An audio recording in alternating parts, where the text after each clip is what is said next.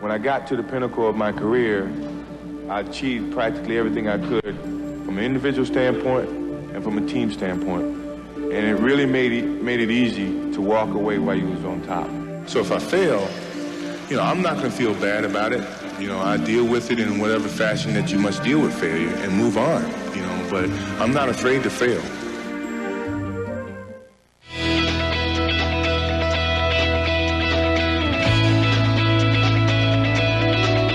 Michael Jordan has returned, and he's wearing number 45. 55 points for Michael Jordan tonight. Jordan for the win. Yes! He did it again! He is now back! Hi, everybody. I'm Reese Davis, and welcome as ESPN Classic presents a special tribute to Michael Jordan as we look back at some of MJ's greatest performances in the NBA Finals and so much more. We now present Game 6 of the 1996 NBA Finals between the Bulls and the Sonics. Jordan was looking to win his first championship since returning from a brief stint as a minor league baseball player. He was also looking to win his first title since his father James's death in 1993. This game would be a little more meaningful since it was being played on Father's Day. ESPN Classic now presents Game 6, the Sonics and Bulls from the 1996 NBA Finals. Kinds of highlights, insight, and memories. Trophy. Game 6. Next.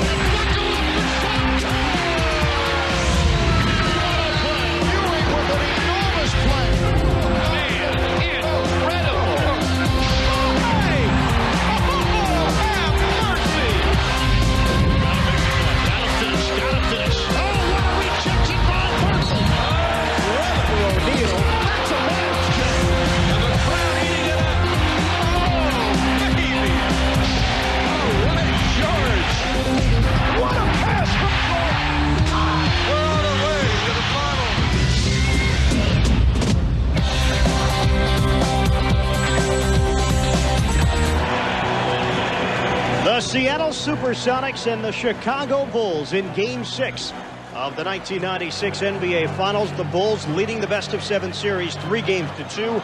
A victory tonight, and they would capture their 4th championship. The best in the East taking on the best in the West. Chicago hoping for different results on their home floor. 2 straight losses at the Key Arena in Seattle. They have been so dominant in this arena. Michael Jordan, a year and a half he took off to play baseball. He is back playing basketball, and he's got a chance to win his 4th championship ring tonight.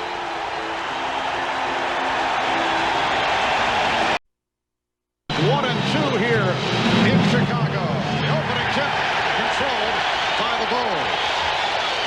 The crowd actually trying to get itself into it during the playing and singing of the national anthem. They began the chant early on during the singing of the anthem. Here is Harper blocked by Payton. Shot clock at 7. We are just underway in Game 6. Pippen to the drive. We did not see that in Game 5. One of the reasons Scotty's been struggling with his shot against the ball many times with the shot clock winding down. This time he didn't settle for jumper, took it hard to the hole. Gary Payton met by Scottie Pippen. Open shot for left Schrempf, and the game is tied at 2. Terrific ball movement. Kukoc, he wants to take that shot. Schrempf, obviously a better shooter, but Britt can hit that play. Longley playing with a sore lower back. Dennis Rodman very quiet. Game 5 in Seattle. Michael Jordan. Oh, he knew on the release. He began to walk back down court. 2 series, 2 touches for Jordan in the same spot on the floor. Kemp not able to hit on his first opportunity. The Bulls with a 5-2 lead. Jordan had missed his previous 6 from three-point range. Minute and a half gone by.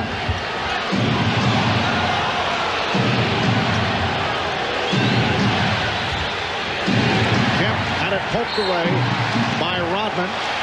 As we mentioned, Scottie Pippen getting the ball with the shot clock winding down. There's 7 seconds on the shot clock. Michael decides not to drive it, see what he's got with the jump shot first, as the Chicago bench glad to see Michael get off so well. And here's Kemp from deep. Ron Harper playing with the band back. Played only 1 minute in game number 5. Has seen very little action since game 2. Pippen putting moves on Kemp, slicing his way, and back come the Sonics. 3-on-2 developing, but the Bulls get back. Gronkowski blows the stuff. He thought it was foul. They're going to let this one go a lot, Marv. Gronkowski's got to finish that play. That was last touch by the Sonics. For the last 2 games, Frank Gronkowski has played 33 minutes, has not scored a point, has 4 rebounds, but yet he's been effective for this team because he is spreading the floor. He can't believe a foul wasn't called there on the play before. Scottie Pippen thought he got hit. Longley. Nice pass for Rodman. Here's Hersey Hawkins. Lost it. We are seeing a different Scottie Pippen here at the start. He's come out and very aggressive. Ron Harper. And the Bulls a 7-2 lead. And they are standing and cheering here at the United Center. Pressure from Chicago. Sonics able to get it down. Hersey Hawkins. Hersey Hawkins, as Michael Jordan described, has been very scrappy, very aggressive. He's played very well the last 2 games. Jordan lost it. He thought he was fouled. 4-on-3 for Seattle. Kemp. And the Bulls were looking for a charge. Did not get the call as Kemp was able to tip it home. Well, in the other games of this series and throughout all the playoffs, we have heard so many whistles. The officials look like they're going to let him play. If they do this, however, they got to let him go all game this way. The Bulls 7 and the Sonics 6. And now a whistle away from the ball as Steve Javie indicates a foul on Gronkowski. This is what championship basketball is all about. Let the players decide this. Rodman with another flop. Shawn Kemp just stays with it. Shawn Kemp again very active. The difference for Chicago, they're taking the ball to the basket. They're not settling for the perimeter game. And that's what Jordan attempts to do and was fouled. He was hacked. Hersey Hawkins called for his first. Well, the players have it in their minds. They want to be aggressive. They want to take the ball to the basket as much as possible, but they're going to start to get some second thoughts. If they're going to go to the hole and not get the whistles when they get fouled, well, they're going to start thinking about maybe just relying with that jump shot. Well, Marco with his 4th point.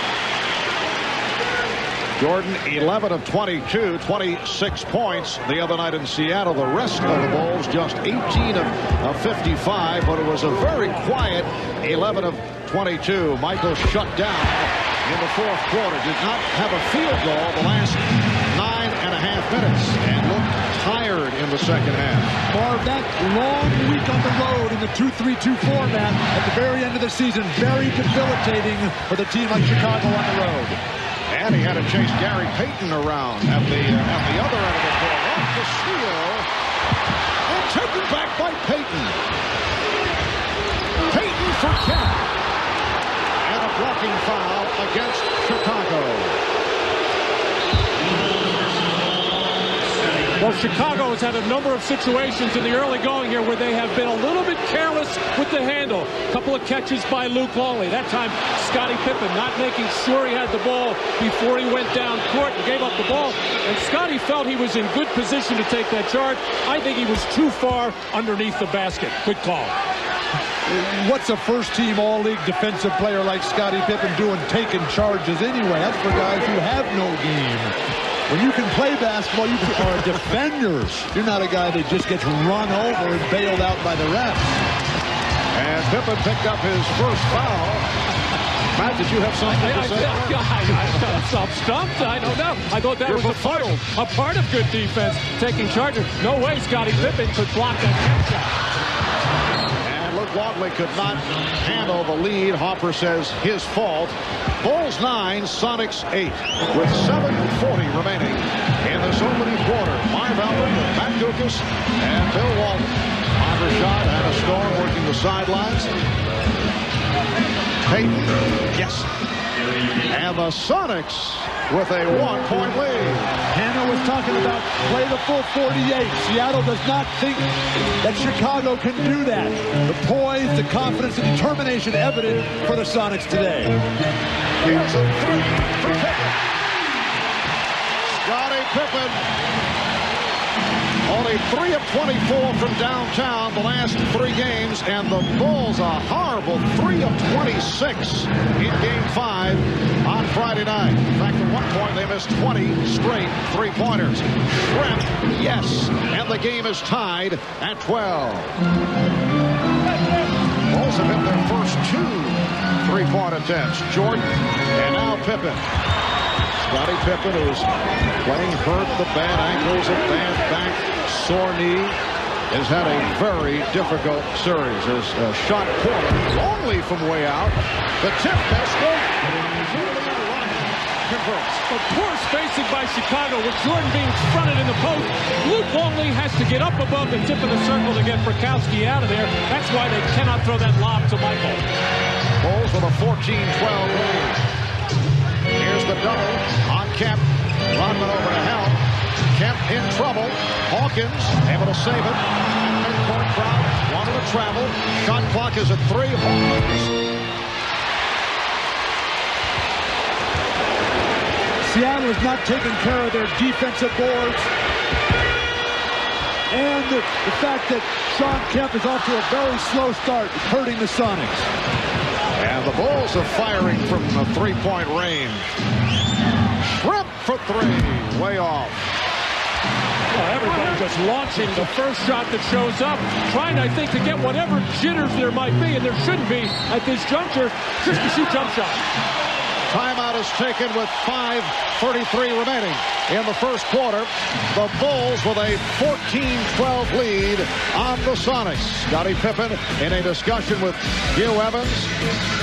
Here's the three-point shot by Scottie Pippen to end his drought in that department.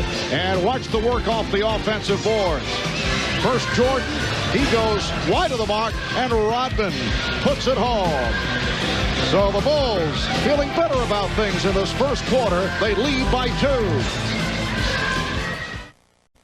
You're watching Classic Michael Jordan, 19 hours of Jordan's greatest games and moments featuring highlights, analysis, and all 6 of his NBA championships right here on ESPN Classic.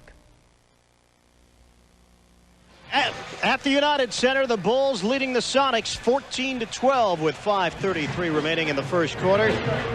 Both teams have come out very aggressive, very physical play thus far in the early going. Chicago has looked strong, even though they're struggling from the field. 5 of 13. They are attacking the basket, but Seattle has matched them.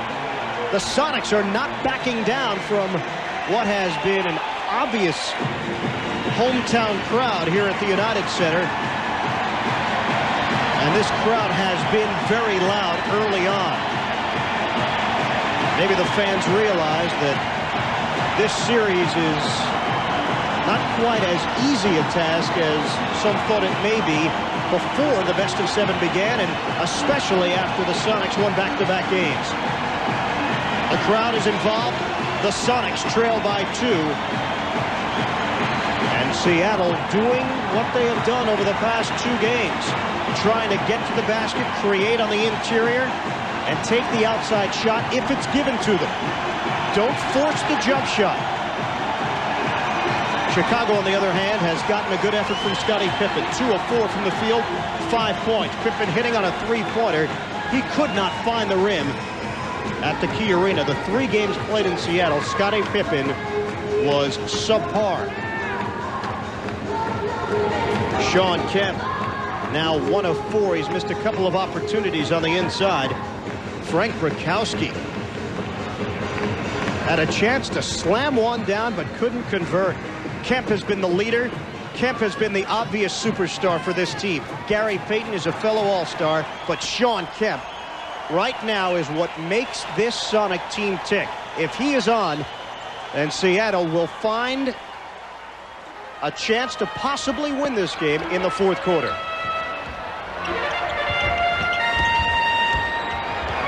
These are guys like Schrempf and Kukoc. It's always there in Shawn Kemp's eyes.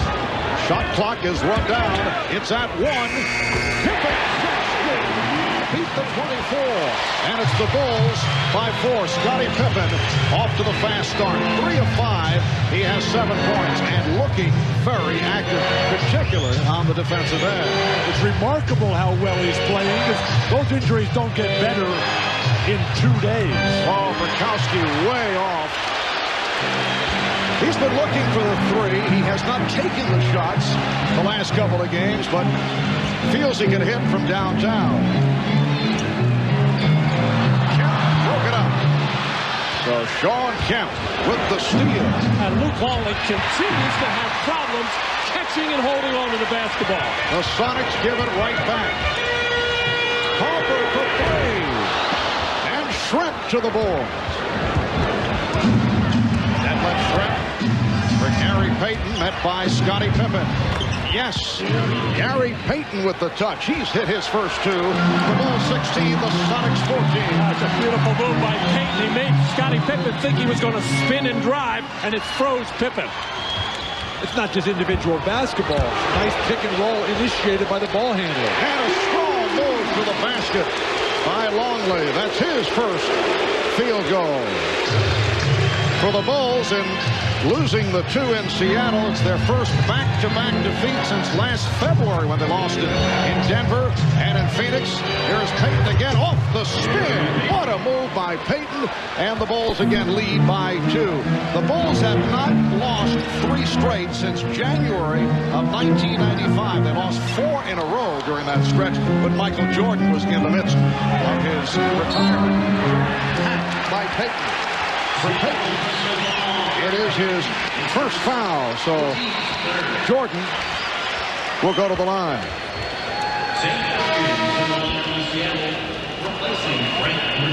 Overall, the Chicago Bulls at home have been magnificent, as you'd expect in recent years. The last time that they lost 2 in a row here in Chicago was January of 95. Jordan has 6 points, along with 4 rebounds and 2 assists. The last time they lost 2 in a row at home with Jordan, February of 93, Matt, when you were a child. And the old building across the street, which is now a parking lot. And you remember all the complaining last season about the new United Center, how the Bulls could not get used to the crowd atmosphere, to the floor, to the baskets, to where the bench was. Everything was wrong with it until Michael Jordan returned. Nothing wrong with Seattle's offense. That's fine as their defense. They're not pushing Chicago to the perimeter. They're not taking care of their defensive boards. Bulls lead by 4 as we come up on 3 minutes remaining in the first quarter. Nate McMillan for the first time. Brian wanted to travel on McMillan. Sam Perkins also on the floor for the first time, and it's a 24-second violation indicated, but looked like that previous shot hit the rim. Yes, I hope that did. I hope that's not just me that saw that hit the rim. Oh, this shot thrown up by Nate McMillan clearly will clang off this rim. Well, it's close, Bill. Very close. The question is whether it did hit the rim, because then the shot clock is reset. And after the officials discuss it, they say, yes, it did. Here's a look from another angle, and it did. Clearly, yes. I did rebound 1 or 2 shots in my life. That doesn't mean anything about your sight from this distance. Well, that's how you get rebounds, by looking at the ball. That's one thing Luke Longley does not do very well. And a foul is called, a pushing foul on Rodman. It's his first. And Dennis Rodman slaps the ball out of the hands of Shawn Kemp, and right away George Karl right into the face of the officials complaining about it.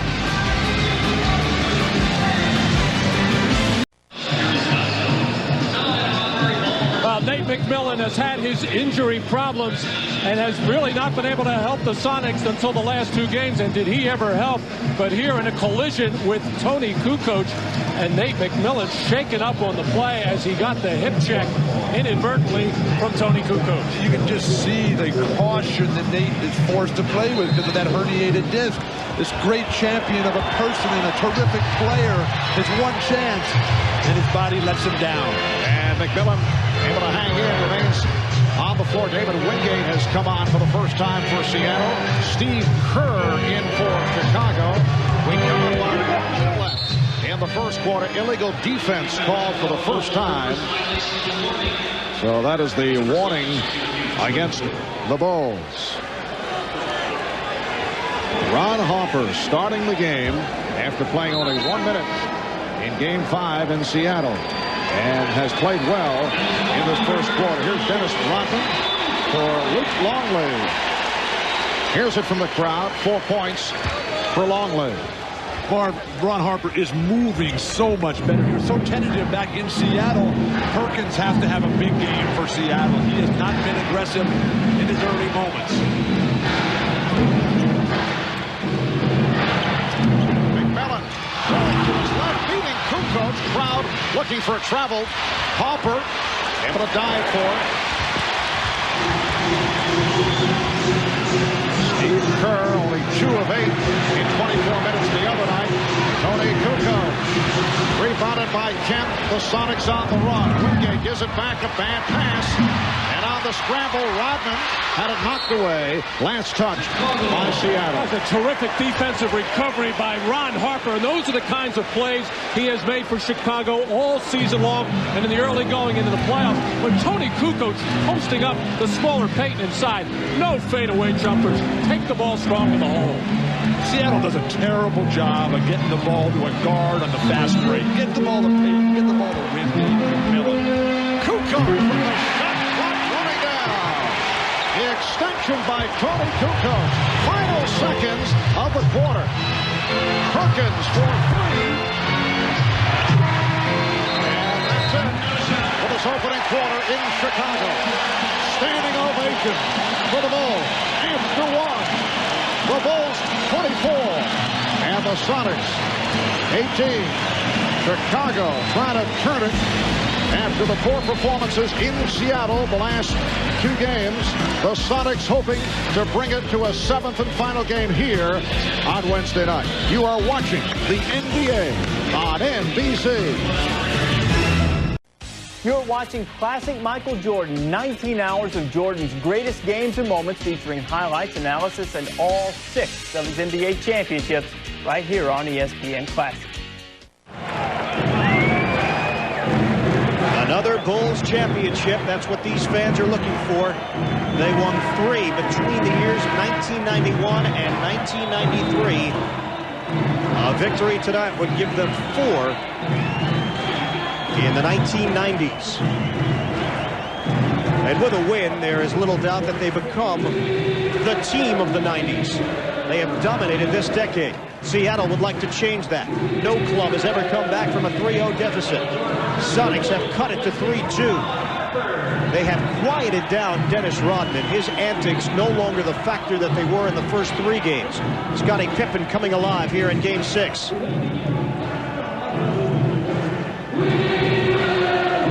It's the Bulls 24, the Sonics 18. Second quarter action here at the United Center. The ice during that time.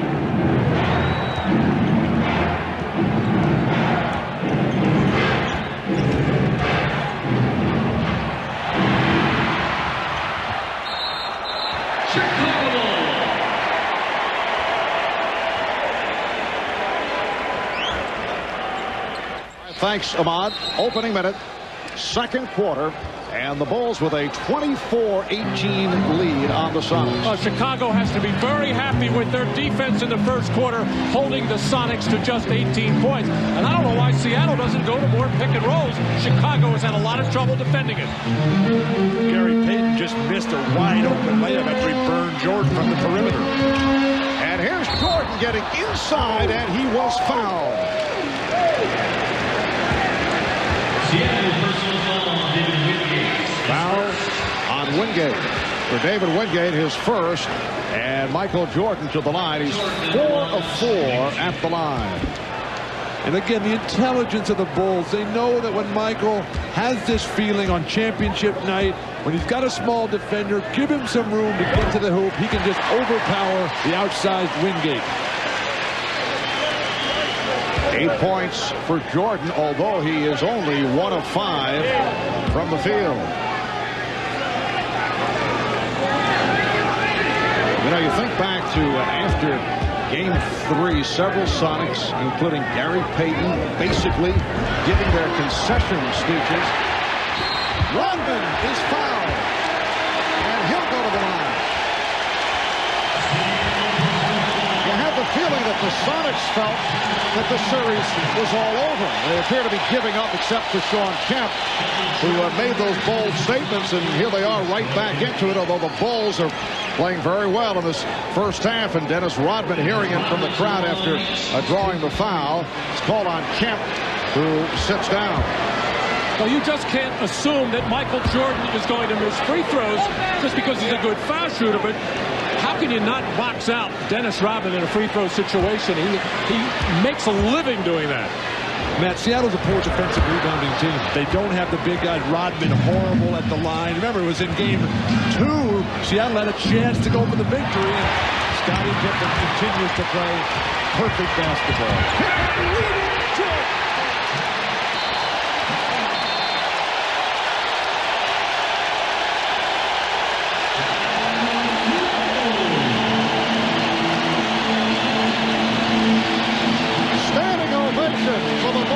Take a 27-18 lead in this opening minute of the second. Reese Davis back in the ESPN Classic studios. In the summer of 1993, Michael Jordan lost his closest friend when his father, James, was murdered. In October of 1993, MJ decided to leave the game. With a look at the special relationship between Michael and James Jordan, here's this vintage Sports Center report. James Jordan raised his family in a home he built in Wilmington, North Carolina. He worked for General Electric, starting as a forklift driver and moving his way up to supervisor.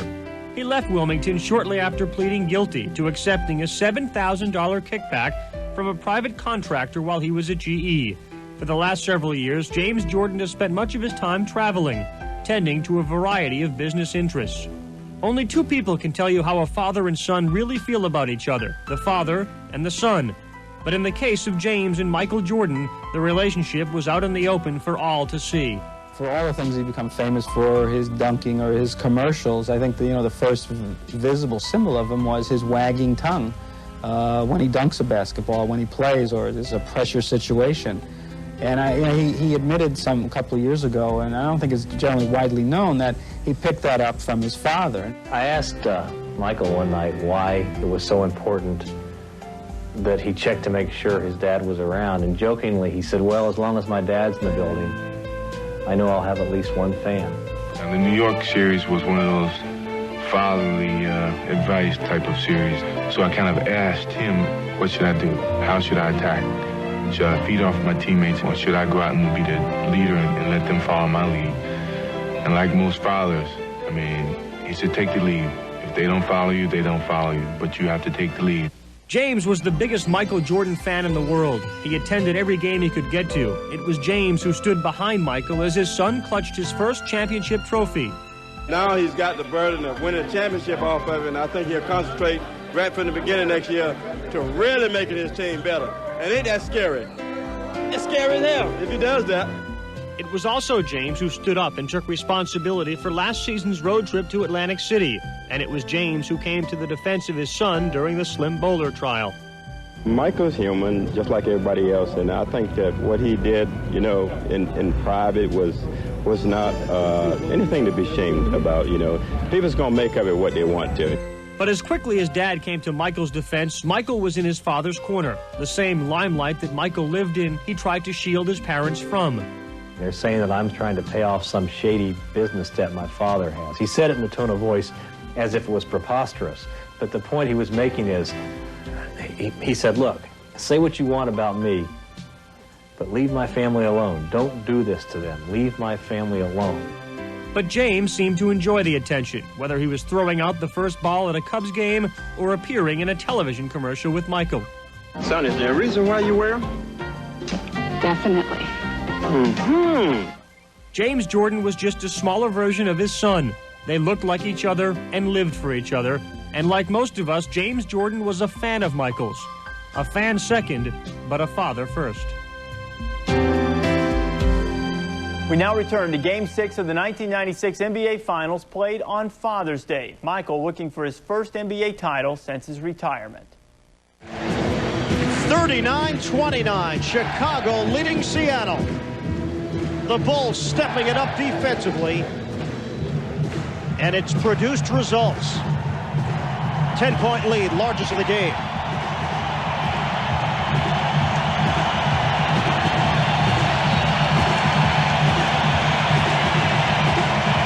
Shots with Bob Costas on the Prudential halftime report. As we were going to break on that Sonic timeout, double technicals were called on Payton and Harper as they had words as they crossed paths in front of the official scorers table.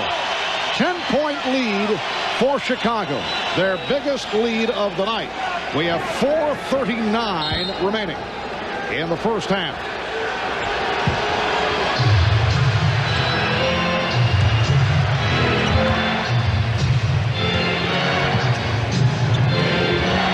For Schrempf. Pippen with the rebound. Bad pass by Perkins took Schrempf out of his rhythm. Jordan. Good box out by Kemp.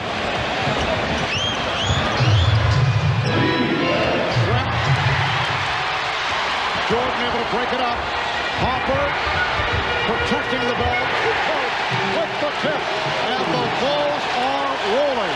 Chicago is getting fast break opportunity after opportunity. Sonic's not getting back, and when they do and a shot is missed, nobody's jumping for a rebound. And the Bulls have out rebounded the Sonics now 24-15. Shot clock down to 5. Bottled up and held. The foul committed by Jordan. The effect of the home crowd, which just keeps pushing and pushing for their favorite Bulls here. Just waves of rampaging Bulls at the glass. Harper throws it up. He knows somebody. That time it was Kukoc. Pippen was right there. Pippen's defense has been spectacular today, Marv. Standing ovation for Ron Harper.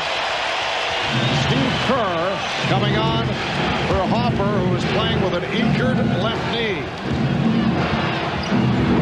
Kemp from Sam Perkins. It's the Bulls by 10. Chicago with 9 steals in this first half. 4 by Pippen. NBA record for the NBA Finals in a single game is 7 by Robert Horry of Houston last year. Pippen already has 4. Pippen keeps it alive as the Bulls get the new 24. Crowd wanted Kukoc to pull the trigger. I passed it to Jordan instead. Excellent thought. Shot clock at 5. And a travel is called. Oh, they were trying, but Michael Jordan really played beautifully by Gary Payton, bumping from behind, getting around and fronting, and doing a terrific job as he has now the last 2.5 games, just unable to get the ball to him, and Michael Jordan upset about it. Schrempf able to free himself up. 9 points for Schrempf. Bulls lead 41-33 with 2.5 to go in this first half. 8 rebounds, 5 off the offensive glass for Rodman. You can see the domination by Chicago. Schrempf with a good play to knock it away from Jordan. 3-on-2. Fouled by Kerr. That last play, Michael lit up when Detlef Schrempf switched out, and that was a replay of George Karl's faulty strategy from game 1 in this series. Led to a fast break opportunity, and with good balance, with the guard in the middle and Schrempf running the wing, they got an easy trip to the foul line. So Detlef Schrempf to the line. for the first time. Earlier this season, Detlef out with a fracture of the left tibia. Sat out 19 games. Took a while for him to make it back. His cutting and reactions were a bit off. Here's Dennis Rodman for Tony Kukoc. Kukoc 2 of 5. He has 4 points.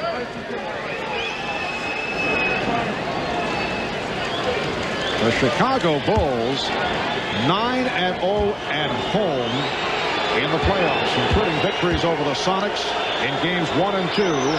During the regular season, they won 39 of 41. The Sonics did not want the Bulls celebrating on their floor. Won the last 2 in Seattle. And now the Bulls are hoping to pull off the celebration here tonight. The Sonics looking to send it to a Game 7 here in Chicago on Wednesday. Seattle with 6 unanswered points. They are within 6 with just under 2 minutes to go. First half. Again, the Bulls force the Sonics into a turnover. Pippen's defense is just spectacular tonight. He's everywhere. He doesn't get any credit that time, but he forced that turnover. So nice to see Scotty back on top of his game. Chicago has had a couple of unforced turnovers by Michael Jordan on the last couple of trips. They have to start handling the ball much, much better. Already 11 turnovers tonight. They had just 11 for the entire game on Friday. Nice ball movement. Pippen slicing his way, trying to feed off to Longley, but it was called for a charging foul. Good call. Pippen in the lane. The defenders were in the air, which is fine. Scotty initiating this contact. Knocks over a bunch of players. Well, it is a good call, but the way this ball game started, everybody was flopping to the floor, falling down. Some of them were real charges, some of them were imagined, but this is what confuses the players. The way the game starts out, the way it's officiated, and then it starts to change as you gradually move on. Very tough to figure out. Scottie Pippen was called for a second, taking a seat, replaced by Tony Kukoc. Here's Kemp. On a double team, able to shoot loose, but could not hit. I think Sean's got to take shots like that, Marvin. He's got 11 shot attempts in the game. I think 25 for him has got to be his goal. Sometimes you got to force a little bit when you're the best player on your team. Nice lead pass, but Jordan rejected by Kemp. What a play by Kemp. How often do we see that? And here's Kemp at the other end. Kemp is the one guy on this team that will block shots. He's not a real intimidating shot blocker, but when he gets his rhythm, he'll force Phil Jackson to take a timeout as he's led Seattle right back into this game. You know, we have just seen one of the great end-to-end sequences of this season. The show by Shawn Kemp. You're watching Classic Michael Jordan, 19 hours of Jordan's greatest games and moments featuring highlights, analysis, and all 6 of his NBA championships right here on ESPN Classic. Well, with Shawn Kemp defending Dennis Rodman, doesn't have to worry about him so much as an offensive player. You do have to worry about him on the offensive glass, but no way he can get it there as Shawn Kemp made sure nothing doing for Michael Jordan. And then Shawn Kemp, who's been shooting the jump shot really from the perimeter very well, and that tough little medium-range jumper nicely. You see the way Shawn Kemp floated by Jordan and let Jordan sort of suckered him in, forced him to bring it behind his head, and then wiped it off with that left hand. Reminded me of Bill Russell a little bit. Well, Kemp with 14 points. He has sparked an 8-0 run for Seattle after the Bulls took a 12-point lead. And now Kemp sitting down with 40 seconds remaining in the half. The Bulls lead by 4. Looked like they were about to pull away, leading by as many as 12. Luke Longley, who has been shooting the ball very well throughout the series, not getting that many shots, however, as he has averaged 11 points a game, doing a terrific job in this ball game of when his man leaves him, finding that crease, finding that open area, and his teammates know where Luke is and able to finish the play. And the difference in the post feeding by both teams. Chicago, with Tex Winter and Phil Jackson, the triple post offense, they know you got to zip that ball in. Longley going behind the back. All right. Redheads are very good at stuff like that. I see. Here's Perkins. He continues to struggle, but Schrempf on the rebound. Nobody lead by 6, and Perkins rejected. Perkins not able to hit, but a foul is called. Well, Matt, as you say, no one defending Perkins. McMillan spotted him. But Sam has had a very long first half. Well, so, no question he's having a tough time, but you don't leave him wide open underneath as miscommunication between Longley and Rodman, leaving him wide open, but Sam still couldn't get the shot to go. I think they were testing Sam. I think they said, look, if we leave you wide open, can you score? I see. He couldn't. He is 0 for 5 from the field. Foul is called on Rodman. And Perkins now 0 for 1 at the line. Sam was celebrated his 35th birthday on Friday and was serenaded by the crowd after the game. Had the touch earlier this series, usually very good in clutch situations. And that's what's so surprising. I mean, this is the kind of game that Sam Perkins comes out and plays beautiful basketball and hitting the threes and rebounding, playing defense. And today, it has just been nothing. So the Bulls lead by 5. Final seconds of the half. Jordan. And he was tripped up. That won't count. Gary Payton upset about that foul, his second. And Seattle in the penalty, so Jordan will shoot 2 with 4 and 9/10 seconds remaining first half. Well, with the second quarter winding down, the Bulls going to their spread offense where they open the floor, and we'll give it to Pippen, Kukoc, or Michael Jordan. I asked Phil Jackson before the game, come fourth quarter, if you're having trouble scoring in the triangle, will you open it up? Give the ball to Michael Jordan at the top of the key. He said, we haven't used it much yet. We're ready to put it in. The Bulls 44, the Sonics 38. That's probably why Phil Jackson's Coach of the Year. Just, call the play Michael Jordan. Michael Jordan. Michael Jordan. Chicago by 7. McMillan. And Perkins. That's the end of the first half. And the Bulls hearing it from this crowd. Halftime at the United Center in Chicago. And the Bulls lead the Sonics 45-38.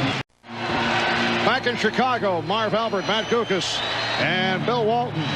Ahmad Rashad had a storm on the sideline as we get ready for the start of play in the third quarter. The Bulls gunning for their 4th championship the last 6 years. The Sonics trying to stay alive for a 7th game here on Wednesday.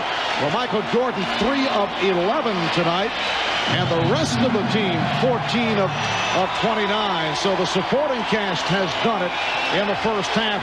While for the Sonics, Sean Kemp with 14 points on 6 of 12 and a terrific display once again in the first half. The rest of the Sonics 10 for 27 from the field. Seattle ball as we get started in the third quarter. 7-point Chicago lead. Rakowski up front with Kemp and Schrempf. In the backcourt, Payton. Payton opens up by hitting the 3.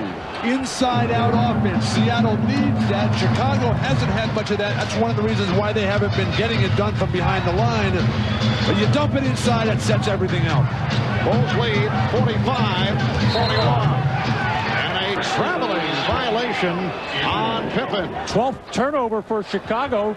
Seattle with 11 in the first half. In the half court, Seattle does have to go into Kemp, but only 2 fast break points in that first half for Seattle. I don't know if they can win a basketball game playing that way. And guys, that's the 4th travel on the Bulls. They were not happy with 7 travels in Game 5 on Friday. Here is Schrempf.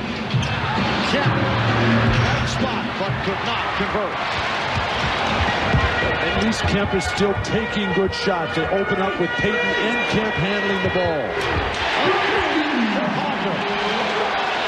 Open shot for Harper, who has been a major factor. He has 7 points, and the Bulls lead lead by 7. Total miscommunication on the part of the Sonics in their transition defense. That wasn't even a fast break. It was a slow break. Schrempf. Oh, he was played tough by Pippen. Pippen's playing a solid all-around game. But when he gets Schrempf, he should keep facing the basket, use his quickness, foot speed, just blast right by deadlift. Schrempf has 13 points.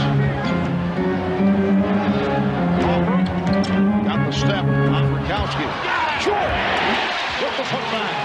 Defensive rebounding. Again, you think of championship teams, you think of big guys snatching balls and firing outlet passes. There's nothing. This is just layup after layup for Chicago. All started with the double team on Jordan and big man chasing small men out on the floor. Here's Schrempf for 3. And Jordan with the rebound. Bulls lead by 7. 2 minutes, 10 seconds gone by. Third quarter, Jordan for Longley. Yes. The Bulls have opened up a 52-43 advantage. Penetration and dish. That's Michael Jordan's ultimate taking over of this league after Isaiah, after Magic, and after Larry Bird. Kukoc for 3. Longley able to save that pass slightly off, but then threw it away. Gave it right back to the Sonics. Test that man for color blindness.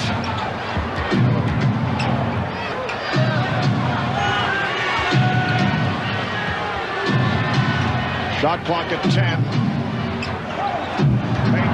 Schrempf went flying. Shot clock at 4. Oh, what a shot by Gary Payton. Well, after terrific defense on the part of Ron Harper, really stifling Gary Payton, forcing him to take that tough shot.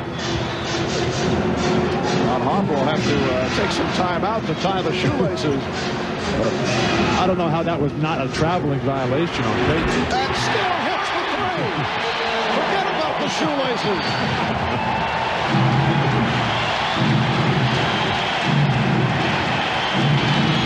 There you see it, dragging the right foot. 10-point Chicago lead. Offensive foul is called. Percy Hawkins, as Ron Harper's got to tie the shoes up. This is after he made it, where you just play with no shoelaces. Percy Hawkins called for the screen across foul on the move. Dennis Rodman flops once again. Again, here's a guy that doesn't flinch when Shaq thumped him. And Percy Hawkins, who's bigger than Marv, comes out and sets a screen. And that's 4 on Hawkins. Off the pop. So again, Jordan heads to the line. Foul on Payton. That's 3 on Payton. And a timeout taken by Seattle. Animated discussion between Dennis Rodman and Hugh Evans, who is being led away by teammates. 8:08 to go. Third quarter. It's the Bulls by 10. You're watching Classic Michael Jordan, 19 hours of Jordan's greatest games and moments, featuring highlights, analysis, and all 6 of his NBA championships right here on ESPN Classic.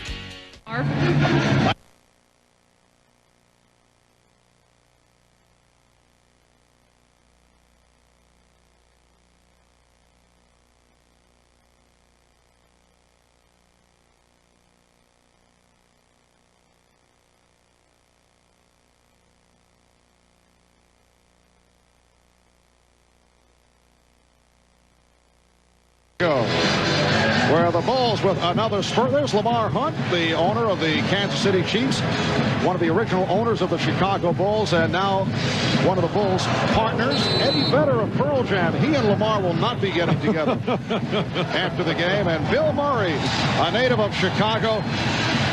We talked with Bill earlier. He said that he always returns for ritual sacrifices. And Oprah on hand here at the United Center. Well, Michael's still struggling from the field at 4 for 12, but like all the great scorers in the history of basketball, when they do not have their shot going, they find ways to score. And here it is, right at the free throw line. Michael going for his 9th and 10th free throw of the game. 4 minutes minutes gone by in the third quarter. The Bulls lead by 12. This matches their biggest lead of the game. Gary Payton is playing with 3 personal fouls. Hersey Hawkins has 4. They're on the floor with Kemp, Schrempf, and Brakowski. Open shot for Schrempf. And let Schrempf with a solid ball game. 6 of 11. He's now the high scorer for Seattle with 15. Seattle's hope here has to be on the fact that Chicago cannot play a full 48-minute game. The age, the injuries. But that crowd right now is so ready. Harper way off the block. Dennis Rodman, who's been quiet the last 2 games, has certainly had an impact here tonight. As Hawkins broken up.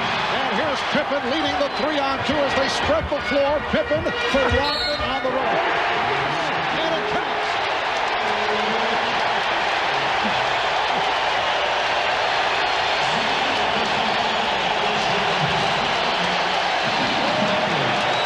Well, Dennis Rodman doing what he does best. Work on the offensive glass. Nobody gets a body on him. Frank Brakowski loses him right on the doorstep. Dennis Rodman finishing one off. And then you get the rare 3-on-2 fast break that you don't normally see. You see 3-on-1s, 2-on-1s, and Scottie Pippen making the nice play to Dennis Rodman. Matt, I think that Dennis Rodman works the crowd better than he works the offensive boards. Well, he has the crowd going with 9 points and 10 rebounds. Shot clock at 5. And away from the ball, the call against the Sonics as Rodman was taken down by Kemp. That's 3 on Kemp. Rodman and Kemp away from the ball. Kemp, the frustration. That was not a flop. He threw him to the ground. Sean, you cannot lose your poise here. That's Dennis Rodman trying to get into your head. You've been above that all series. Stay that way. And this is that little bit of a different tactic that the Sonics have not seen in the last few games. Fronting the big man inside, and Seattle not handling it very well at all. The Bulls have a 15-point lead. Shoot.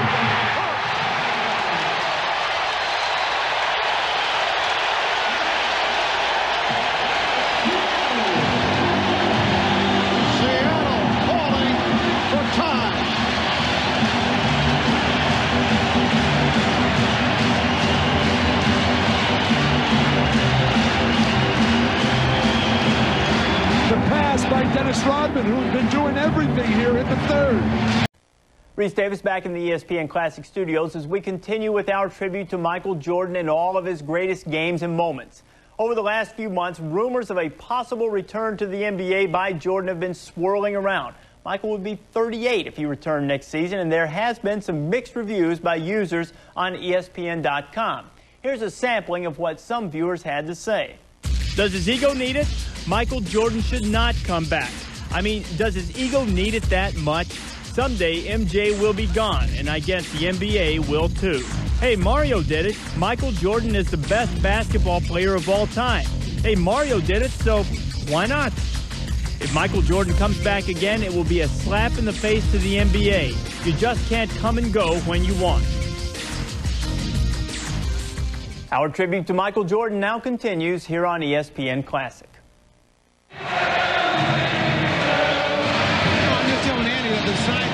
A stirring scene back in Chicago, and in one of the upper boxes, that is Michael Jordan's wife, Juanita, with the dance steps, and 7-year-old Jeffrey Jordan holding up the Happy Father's Day Dad sign. Little communication for Dad, who has led his Bulls to a 64-47 lead with 6:25 remaining. Third. Jordan with the steal. Jordan puts the move on McMillan. Harper and Payton able to break it up.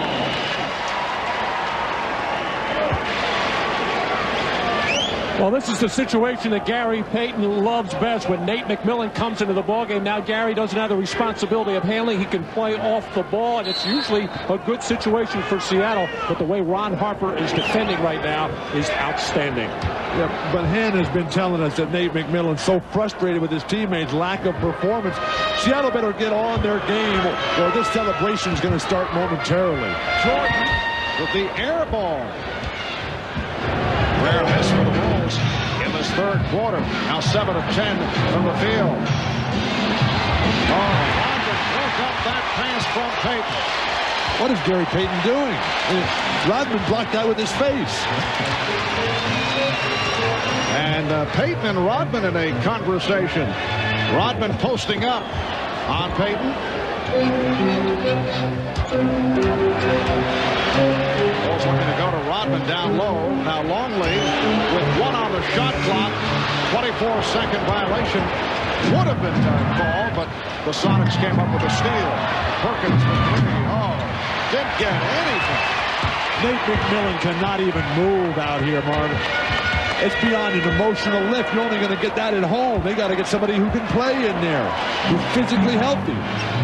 See the Bulls 7 of 10 for their 19 points and a 19-9 edge in the third.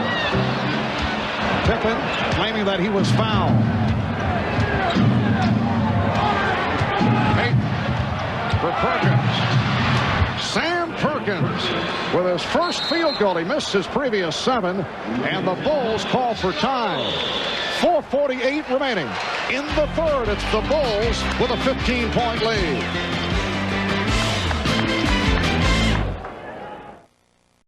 You're watching Classic Michael Jordan, 19 hours of Jordan's greatest games and moments featuring highlights, analysis, and all 6 of his NBA championships right here on ESPN Classic. Back at the United Center where the Bulls lead the Sonics by 15. Seattle's inspirational leader Nate McMillan sobbing during that timeout, tears of both frustration and pain. Team doctor tells me that he did re-aggravate his back injury late in the first half.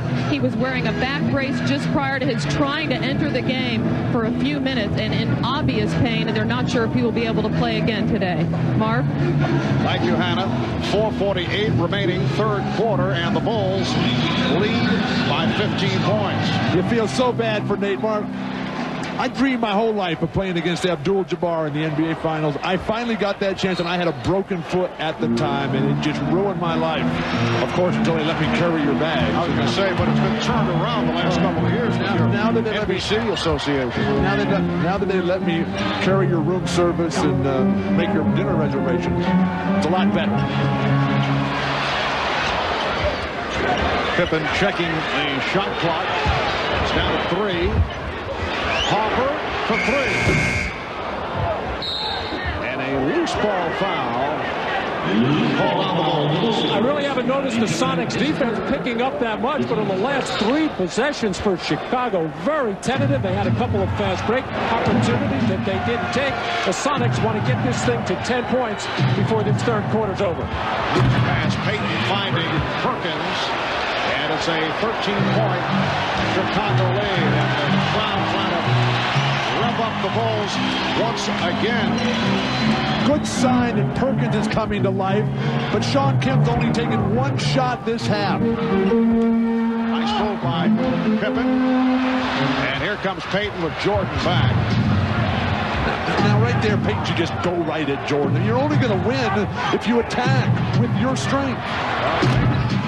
Fires the 3. He has 14 points, and the Sonics are down by 10.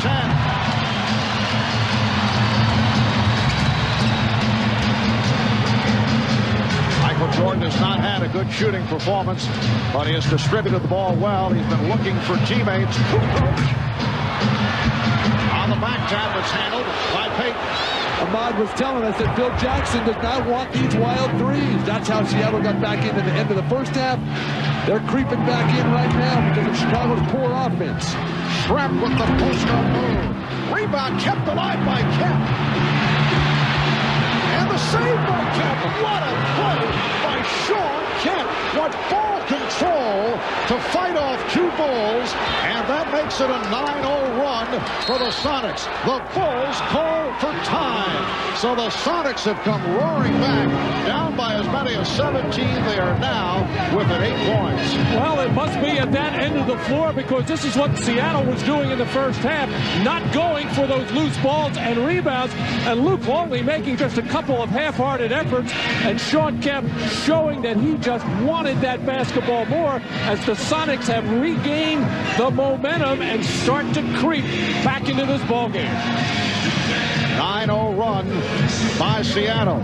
Sean Kemp with 16 points along with 10 rebounds, and with 2:49 to go in this third quarter, it is an 8-point game.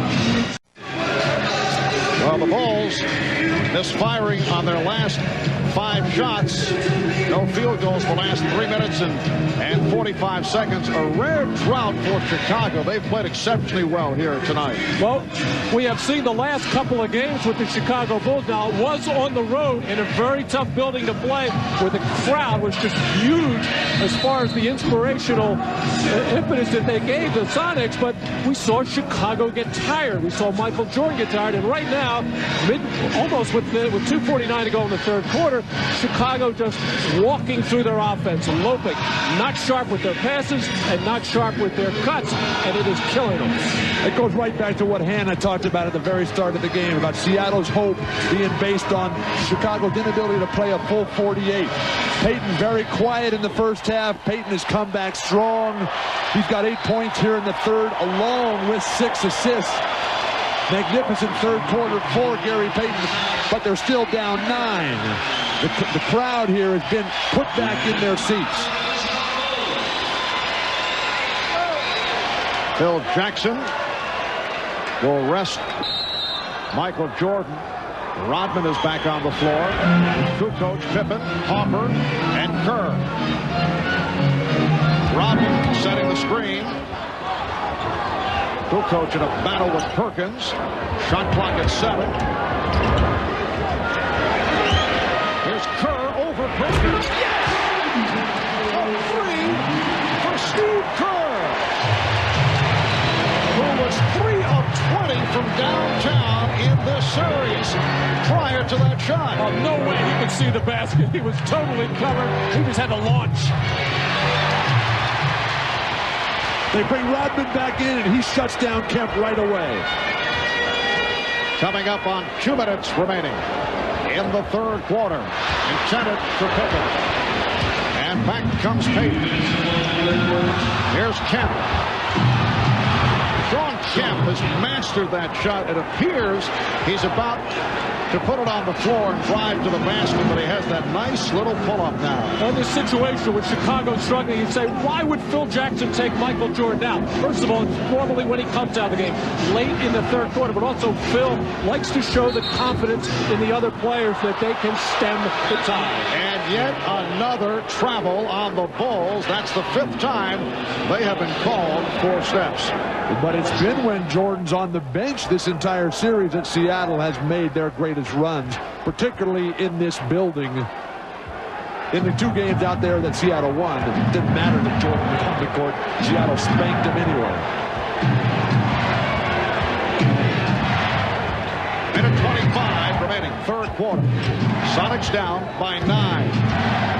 Payton putting moves on Harper. Did not find the shot. Shot clock at 4. Payton from deep. Forced into a difficult shot. And a great rebounding job by Scottie Pippen, who throughout this series, despite his shooting problems, has played the other parts of the game. Harper rejected by Kemp. Kept alive, though. Harper trying to back to 3-point territory. Shot clock is down to 5. Kukoc. Pippen. Traveling. What is going on here? That's a good call. Scottie stepped into his shot. He didn't deliver it. Again, the hesitation that Scottie has. The shooting, both teams dead even. The score is not a 9-point lead. Scottie needs to attack, be more of a leader when Michael's on the bench. Vincent Askew, who was benched the last 2 games, seeing some action here. But unhappy with his play, and he goes right to the offense. Rodman with the rebound. Everything one-on-one for Seattle. If you're going to go one-on-one, go one-on-one with Payton. Go one-on-one with Kemp and move off of them. Everybody's standing around watching. 15 seconds to the quarter. 4-second differential with the shot clock. Pippen. Down to 5 seconds. Look out. Kerr going for the steal. Payton finding Hawkins for three. After 3 quarters in Chicago, the Bulls 67, Sonics 58. Kemp 8 of 16 for his 18 points. Jordan not shooting well, 5 of 14 for 20 points. We'll be back after these messages and a word from your local station. You're watching the NBA on NBC. You're watching Classic Michael Jordan, 19 hours of Jordan's greatest games and moments featuring highlights, analysis, and all 6 of his NBA championships right here on ESPN Classic. Well, the Bulls are pulling out all the stops to get this crowd going. These are some things we haven't heard in the past. In fact, I knew they were serious about getting the crowd into it when we heard the rendition of Macho Man from the Village People in the first quarter. Now, that's early. Very early, normally a second half song. But Bob Costas was talking about it at the very start of the show, how this is the Chicago Bulls fans' opportunity. It's the only chance this year where they've really had an opportunity to be a factor. Randy Brown has come on for the start of the fourth quarter. Michael Jordan is back. The shot clock rolling down. It's at 5. Kukoc for 3. Rodman with the rebound and fouled by Kemp. For Kemp, it is number 4. Well, in the fourth quarter of Game 5 out in Seattle, George Karl and the Sonics went to hard double teaming of Michael Jordan and took the Bulls totally out of their offense. They did it on this occasion as well, but when you double team, you are vulnerable on the offensive glass. Rodman's got his rhythm, though. 19 attempts for rebounds. He's pulled it in 13 times. That's a phenomenal percentage. Here's Brown for 3. And chased down by Rodman, beating Askew to the loose ball. Dennis is just out hustling. He was a non-factor late in the week in Seattle. Today, beautiful. Little reminder of Game 2. A lot of offensive rebounds, no scores. Holding on to the game by time of possession. Shot clock at 5. Kukoc for 3. Yes!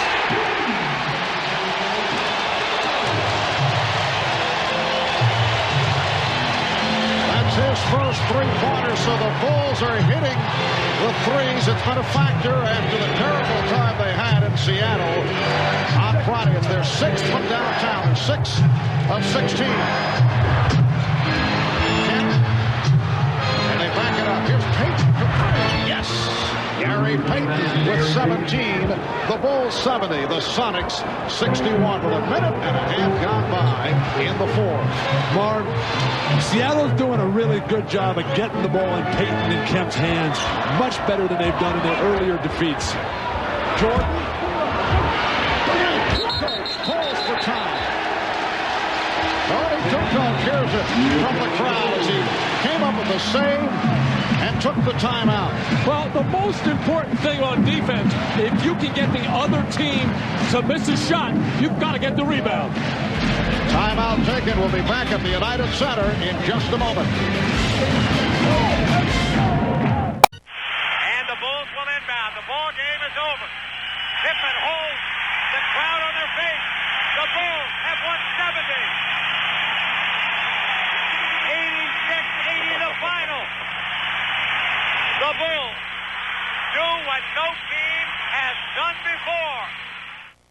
Welcome back to ESPN Classic's 19-hour tribute to Michael Jordan. Time for another classic Did You Know? In the 1995-96 season, Chicago won an NBA record 72 games. Did you know the Bulls' remarkable win total was more than 5 Major League Baseball teams had in 1996? The Tigers, Angels, Mets, Phillies, and Giants all had fewer wins than the Bulls, even though they played twice as many games. ESPN Classic Michael Jordan now continues. Recognition of that moment, Miller Brewing Company will donate $1,000 to the Thurgood Marshall Scholarship Fund. There's John, now an assistant coach, his first year as an assistant with the Bulls after serving as color commentator for the Bulls. His clutch shooting made him a major contributor to the Bulls' 3 NBA championship teams. 2 minutes gone by in the fourth quarter. Chicago with the ball. They're up by 9, and here is Jordan coming up short, but he drew the foul. Oh, he wanted that off the spin. His shooting's been off. He's 5 or 15. He's 9 of 10 at the line, and he'll go back to the line after that foul by Schrempf.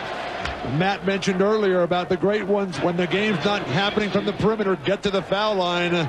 Looked like he was going to clear out a little bit with the stiff arm left, but he just dangled it out there, and Detlef came in and hammered him. It's such a difficult cover for Vincent Askew to begin with. He has been buried so deep in the doghouse, hadn't played in the last couple of games, and now, even though he has been able to play Jordan in other situations, just looks very rusty out there. And with this lineup for Seattle, Chicago's going to be able to get to the hoop, and nobody's going to be able to keep Rodman off the board. And there is Juanita Jordan rooting her husband, and the ball's on. They now have an 11-point lead. 9:50 to go in this fourth quarter. Post up, but the pass was off the mark. Terrible pass, Detlef Schrempf. Randy Brown for Tony Kukoc. Scottie Pippen played by Hersey Hawkins. Hawkins been very quiet here tonight after the 2 solid games. Look out. That's headed our way. Brown trying to save it. Payton. And he was fouled by Pippen. I was ready to snatch it. That was your ball. We were waiting to see, Mark. Did not know whether to go left, did not know whether to go right, but really a poor decision on the part of Randy Brown in what amounted to an outlet pass and starting that little fast break play for Gary Payton. Bill, you mentioned before what a bad pass by Detlef Schrempf, and the reason why it was so bad is Gary Payton took his eye off the passer Detlef Schrempf, and you should never make a pass to a man unless he's looking to get the target and ready to catch it. Well, that was your excuse for not feeding Wilt all the time, right? That Wilt wasn't looking. If I didn't feed Wilt, I was on the bench. Pronto. Sonics have not spent much time at the line. They're now 7 of 8 from the line. The Bulls 14 of 18. Bulls lead 72-63. Steve Kerr is back. It's Kerr and Jordan with Pippen, Rodman, and Kukoc on the front line. Kukoc from 3. Yes. Tony Kukoc,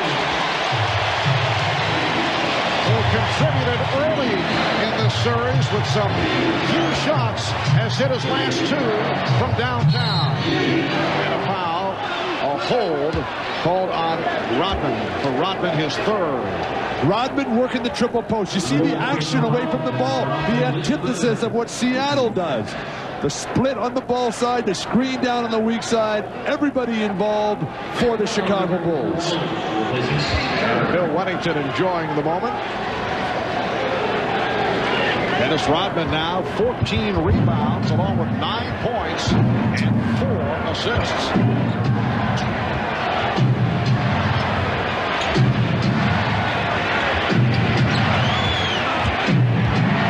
Isolated against Brown. Hawkins for 3. Ready to play. Kemp. Hersey Hawkins 2 of 5 from the field. Kukoc for straightaway, coming up short, and it lands in the hands of Kemp. Schrempf took the hit for the foul. Mark, when Gary Payton gets this short outlet pass from Shawn Kemp on one of their few defensive rebounds tonight, Gary Payton's got to drive that ball up and create the fast break himself. He throws it away so early in the possession. He's the playmaker. He's the creator on this team. All right, Askew sitting down. Perkins is back with Schrempf and Kemp up front. Payton and Hawkins at the guards. Kemp going, and Rodman trying to draw the foul. Perkins for 3. Again, comes up short. Sam Perkins, 2 for 10 from the field. Well, the Chicago Bulls have gotten a couple of major breaks there. A wide open look for Hawkins, and on another one there for Perkins to try to get Seattle back into the game. They just cannot make their 3-point shots. Shot clock at 2.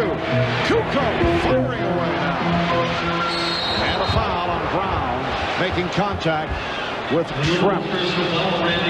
Well, Scotty's been all over the court, Scottie Pippen, tonight in so many different ways. He ran down that last loose ball, but when he gets the ball against Detlef Schrempf and Hersey Hawkins, he is not blasted by those guys. There's no way that Schrempf and Hawkins can even stay in the same gym with Scottie Pippen on the defensive end. Ron Harper getting set to return. Bulls now have 14 fouls. Sonics with just 2. Schrempf pulling the hook shot out of the repertoire. But Rodman is taking over. He knows where every ball is going. I'm dumping him in the low post. Now let him run the triple post. Rodman has 16 rebounds. Jordan. Rodman and Perkins in the battle. It is called a jump ball. Michael Jordan upset. He thought there should have been a foul on the Sonics, but they'll jump it up when we come back. 6:58 to go in the fourth. You're watching Classic Michael Jordan, 19 hours of Jordan's greatest games and moments featuring highlights, analysis, and all 6 of his NBA championships right here on ESPN Classic.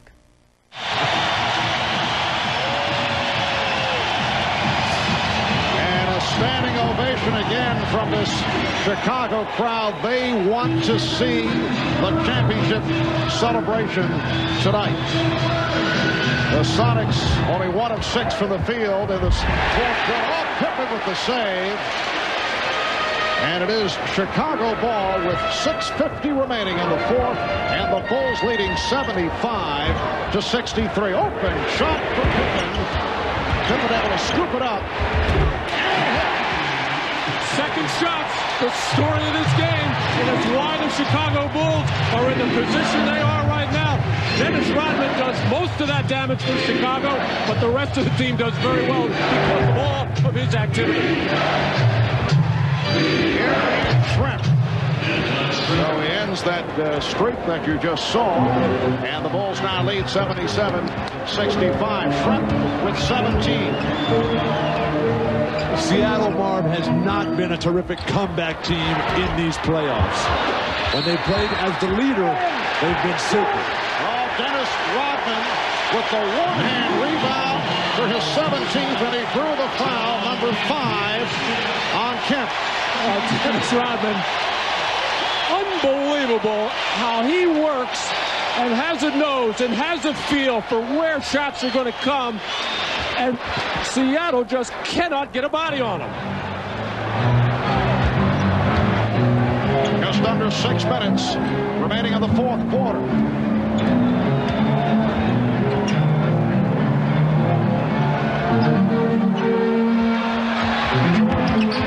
On the pull-up. Comes back to Jordan. Oh, the ball fake. We saw that in the Orlando series, but Michael this time did not take it to the basket, just setting it up. And an offensive foul is called. And for Michael, his second. Now, Michael does have a tendency to use that off arm to wipe out the defender to get an advantage, and just ever so slightly just wipes at the hand of the defensive man. You get the idea. He wants to do something that will get this crowd to explode. Perkins for 3. Sam Perkins, 2 of 11 from the field. Mark, Chicago so fundamentally sound. They box out magnificently. It's not a big team. Longley's not a great defensive lineman. That's a heat check. He knows he's got the rhythm. He said, why not? Just under 5 minutes remaining in the first.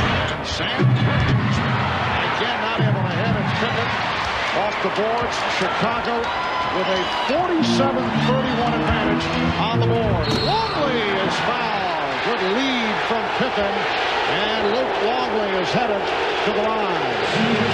Well, that last sequence of fast breaks for Chicago, Sean Kemp is begging for the ball. You got Sam Perkins, everybody else casting off from 3. They can't even get their star player the ball. Standing ovation from this crowd at the United Center. And Sean Kemp has fouled out.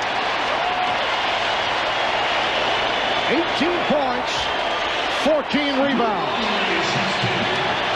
Well, Luke Longley running the floor, and Sean Kemp, I think, very, very tired and frustrated that he could not get the basketball, late getting back. And that really puts Seattle in a major hole.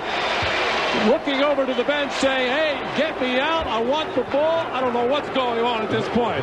I don't think he's asking to come out. I think he said, get me some shots here. Talked about him leading 25.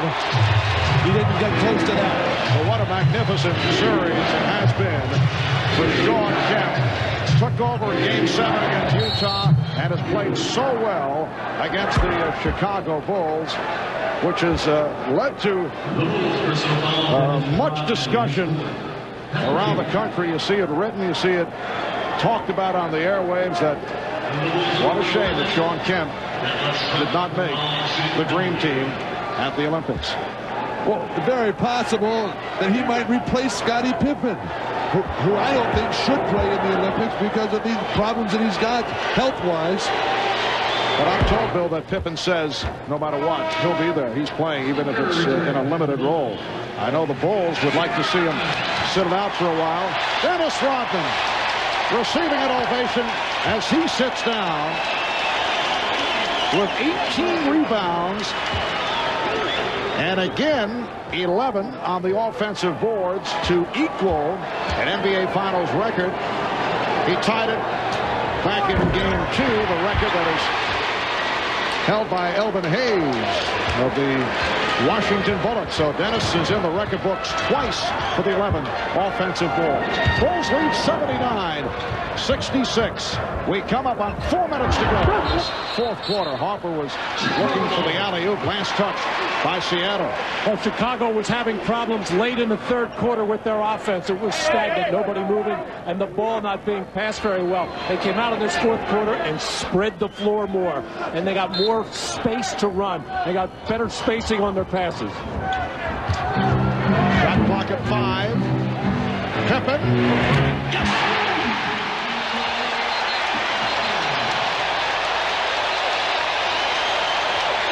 Dick Pavetta blowing the whistle and apparently indicating a foul call away from the ball. The basket counts, and a double foul on Wingate and Jordan. A lot of action underneath the boards. Just a lock up there. No need to call that. It's just two tough competitors going head to head. Let the game be played by players. All right, here's Payton. Try to give it up. The Bulls by 16, and the crowd sensing it.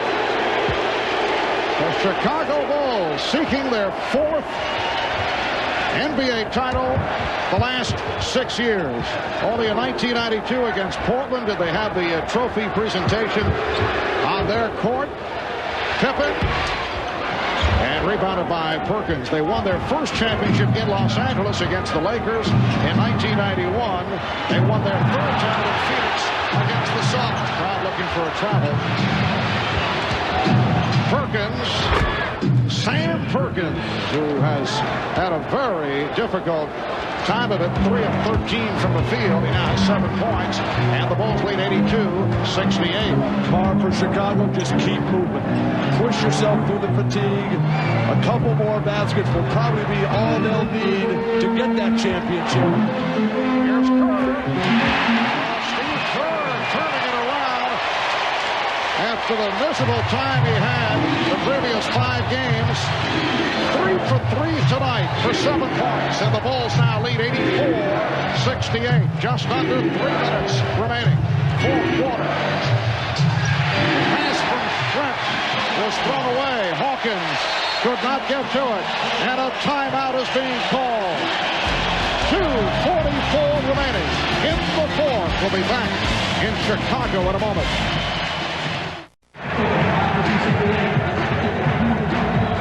So for the Bulls, what appears to be the completion of what has been a magnificent season, But with the 2 losses to Seattle, did it cost them a piece of NBA history in terms of perception? The comparison has gone from greatest team of all time possibilities to, are they the greatest Bulls team of the 90s?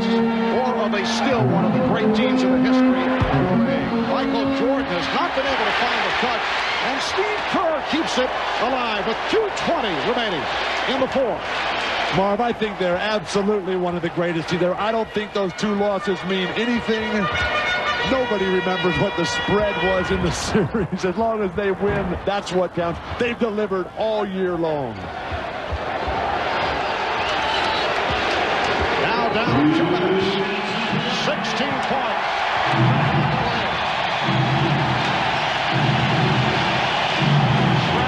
Kicks it out. Perkins. So Dennis Rodman with his 19th rebound. The only question is, will he break the NBA Finals record for offensive rebound?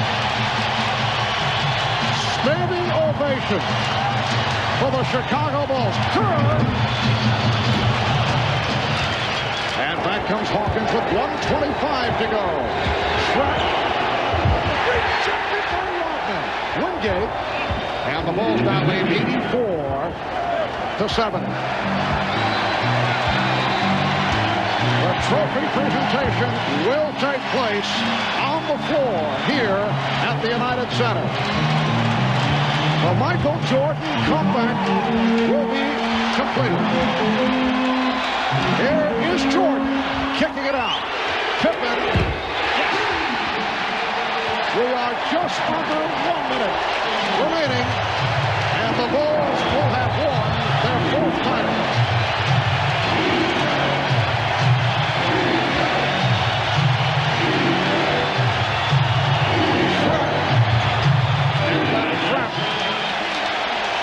And for the Sonics, a season that saw them win 64 games, answer their critics by getting to the NBA Finals.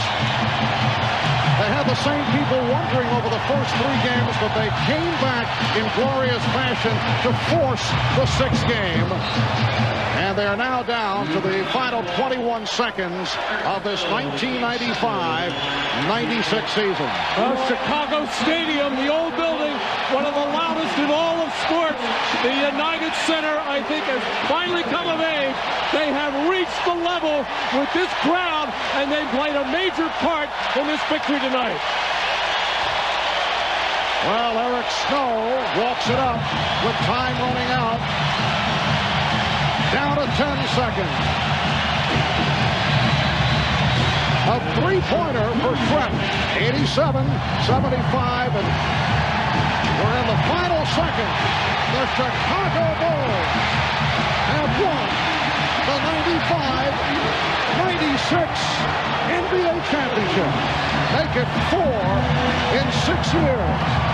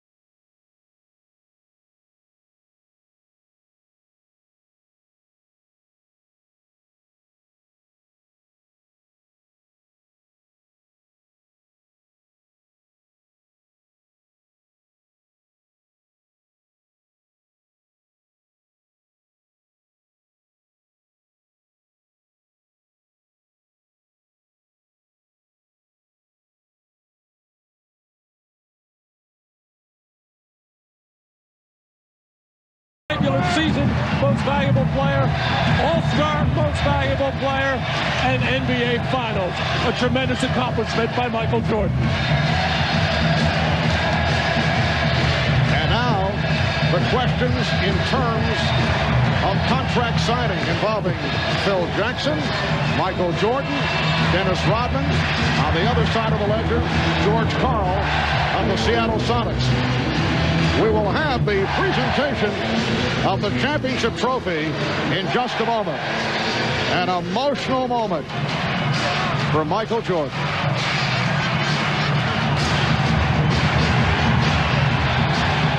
The tears are flowing.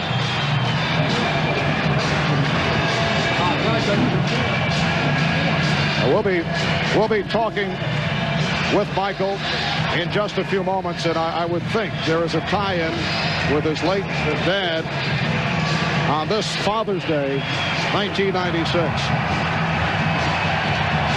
We'll be back with more from Chicago as the celebration continues. Back in a moment.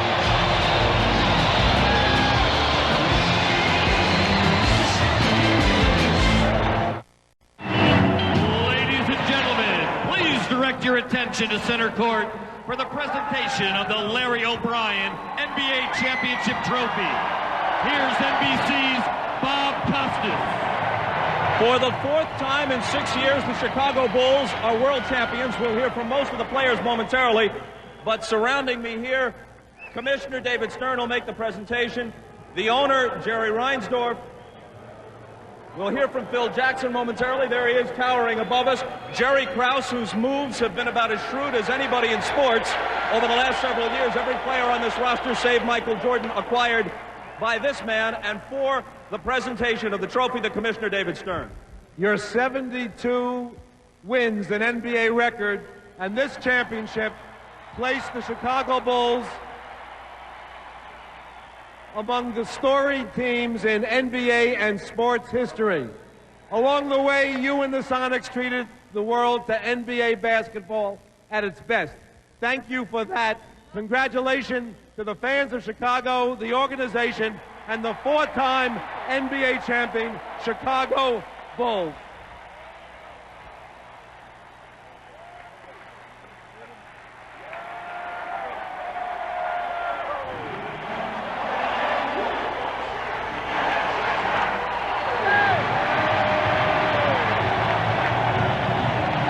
And now let's go to Ahmad Rashad, who's with Michael Jordan.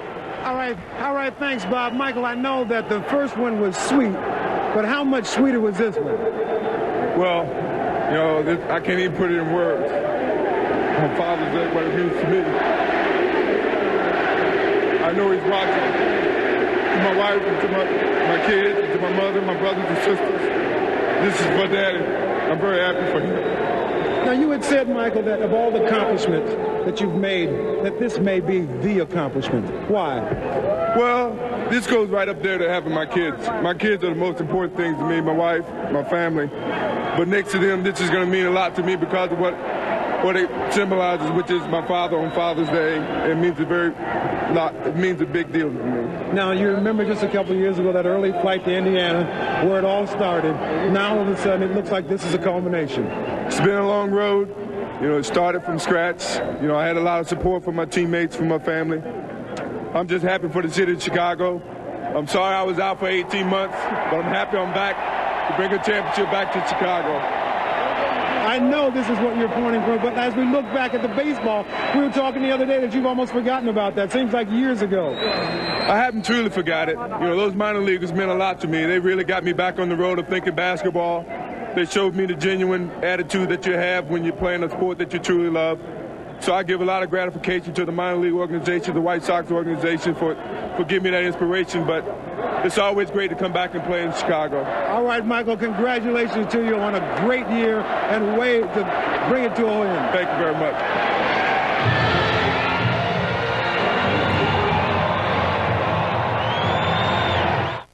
After the game, Michael Jordan sat down to talk to Dan Patrick about winning his fourth title on Father's Day. Was there added significance winning the title on Father's Day? Yes, it was a big significance. I mean, knowing that this was dedicated to my father, and it happens to be Father's Day, and you know, my heart was really heavy today, and I had a tough time really focusing, but you know, thank goodness we have a team. Our tribute to Michael Jordan now continues here on ESPN Classic.